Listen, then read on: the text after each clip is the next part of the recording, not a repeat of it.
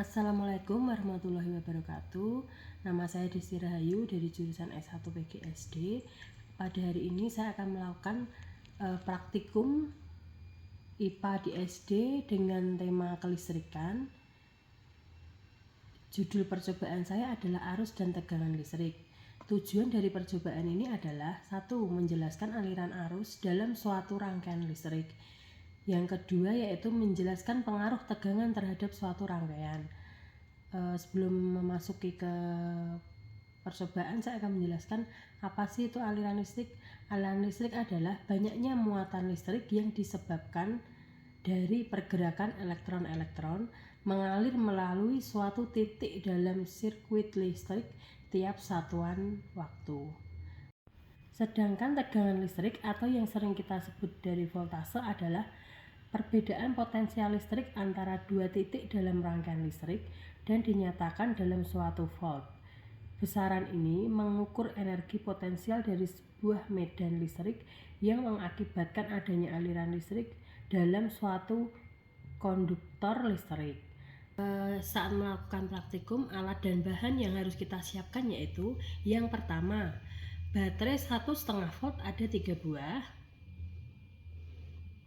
Yang kedua, kabel penjepit secukupnya, warna merah dan hitam. Yang ketiga, bola lampu 2,5 volt sampai 3,5 volt atau 0,007 A 3 buah.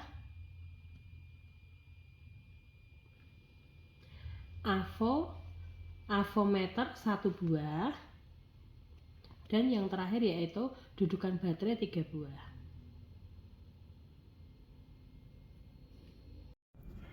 Cara kerjanya yaitu yang pertama, susun 1, 2, sampai 3 buah baterai secara seri.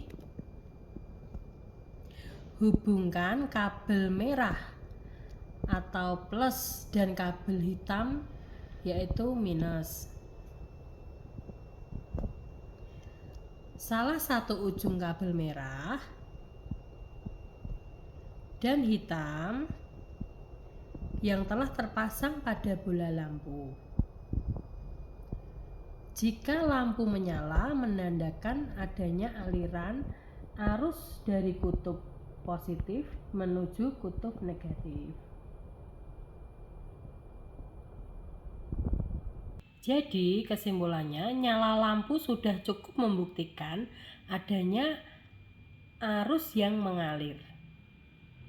Kemudian untuk pengamatan yang kedua, kita akan melakukan pengamatan aliran listrik dengan benda-benda yang berada di sekitar kita, yaitu benda itu termasuk konduktor atau yang bisa mengantarkan aliran listrik atau tidak.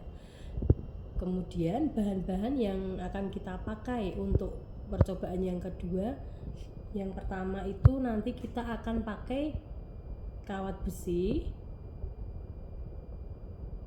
Yang kedua ada kawat tembaga. Yang ketiga ada sendok perak. Yang keempat ada kayu. Yang kelima ada karet penghapus. Yang keenam ada grafit atau mata pensil. Yang ketujuh ada kertas. Yang kedelapan ada tas plastik. Yang kesembilan ada air kran.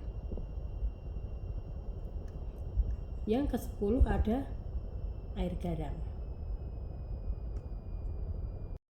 Untuk bahan yang pertama yaitu ada kawat besi. Dapat kita lihat lampu menyala, berarti kawat besi ini termasuk konduktor atau yang dapat menghantarkan arus listrik. Yang kedua yaitu ada kawat tembaga. Dapat kita lihat lampu ini juga menyala, berarti kawat tembaga ini dapat menghantarkan arus listrik atau konduktor. Yang ketiga yaitu sendok perak. Dapat kita lihat lampu juga menyala. Berarti sendok perak ini termasuk bahan konduktor atau yang bisa menghantarkan arus listrik. Untuk bahan yang keempat yaitu ada kayu. Dapat kita lihat lampu tidak menyala. Berarti kayu ini bukan termasuk bahan konduktor atau tidak bisa menghantarkan arus listrik. Untuk bahan kelima yaitu ada karet penghapus. Dapat kita lihat lampu tidak menyala. Berarti penghapus ini bukan termasuk bahan konduktor atau ini tidak bisa menghantarkan arus listrik. Bahan yang keenam yaitu ada grafit atau mata pensil. Dapat kita lihat lampu menyala, berarti mata pensil ini termasuk bahan konduktor atau yang bisa menghantarkan arus listrik. Kemudian yang ketujuh yaitu kertas.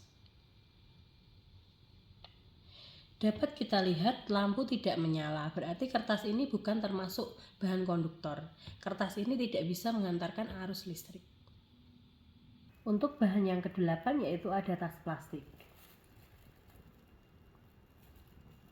Dapat kita lihat lampu ini tidak menyala, berarti plastik ini bukan termasuk dalam bahan konduktor dan plastik ini tidak bisa menghantarkan arus listrik. Untuk bahan yang kesembilan yaitu air keran.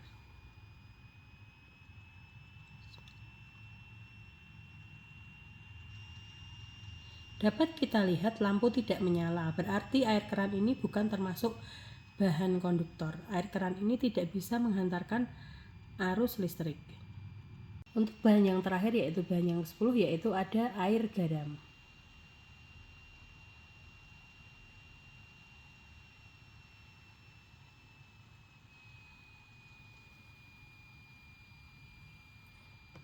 Dapat kita lihat air garam juga tidak bisa menghantarkan arus listrik. Berarti bukan termasuk bahan konduktor atau bukan termasuk bahan yang bisa menghantarkan arus listrik. Untuk percobaan yang ketiga yaitu percobaan tegangan listrik hasil pengamatan. Setelah saklar es dibuka atau tidak dihubungkan, ternyata lampu tidak menyala. Karena rangkaian ini adalah rangkaian terbuka, sehingga tidak ada tegangan listrik. Sedangkan syarat agar arus mengalir adalah rangkaian harus tertutup. Untuk yang kedua, setelah saklar es ditutup, ternyata lampu menyala redup karena rangkaiannya tertutup. Namun, karena hanya menggunakan satu baterai, arus yang terjadi tidak terlalu besar. Kemudian untuk pengamatan yang ketiga, setelah saklar es ditutup, ternyata lampu menyala lebih terang karena menggunakan dua baterai sehingga arus mengalir lebih terang. Pengamatan yang keempat, setelah saklar es ditutup, ternyata lampu menyala sangat terang karena menggunakan 3 baterai sehingga arus mengalir lebih besar.